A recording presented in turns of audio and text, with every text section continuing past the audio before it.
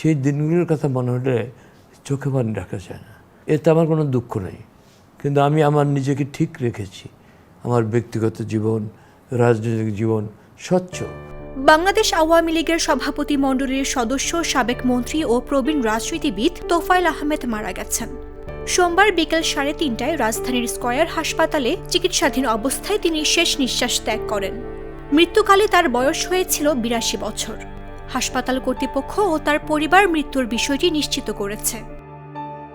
তিনি দীর্ঘদিন ধরে প্যারালাইসিস সহ বার্ধক্যজনিত বিভিন্ন শারীরিক জটিলতায় ভুগছিলেন।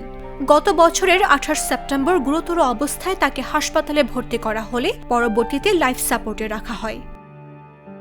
তোফায়েল আহমেদের বর্ণাঢ্য রাজনৈতিক জীবন বাংলাদেশের ইতিহাসের সঙ্গে ওতপ্রোতভাবে জড়িত।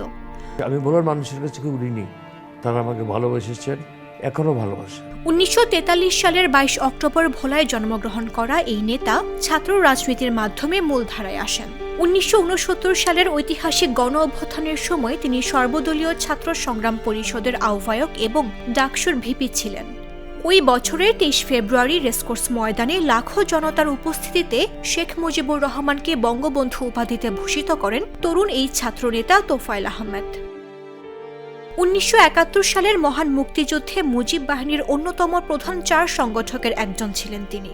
1972 সালে স্বাধীন বাংলাদেশের প্রথম প্রধানমন্ত্রী বঙ্গবন্ধু শেখ মুজিবুর রহমানের রাজনৈতিক সচিবের দায়িত্ব পান। দীর্ঘ রাজনৈতিক ক্যারিয়ারে তিনি ভোলা থেকে মোট 9 বার সংসদ সদস্য নির্বাচিত হন। 1996 এবং 2013 থেকে 2018 সাল পর্যন্ত 2 মেয়াদে তিনি সফলভাবে সরকারের শিল্প ও বাণিজ্য মন্ত্রীর দায়িত্ব পালন করেন। রাজনৈতিক কারণে 1975 সালের পর 33 মাস সহ বহুবার কারাবরণ করতে হয়েছে এই ত্যাগী নেতাকে। মৃত্যুকালে তিনি স্ত্রী ও 1 কন্যা সহ অসংখ্য গুণগ্রাহী রেখে গেছেন। News desk, Jago news.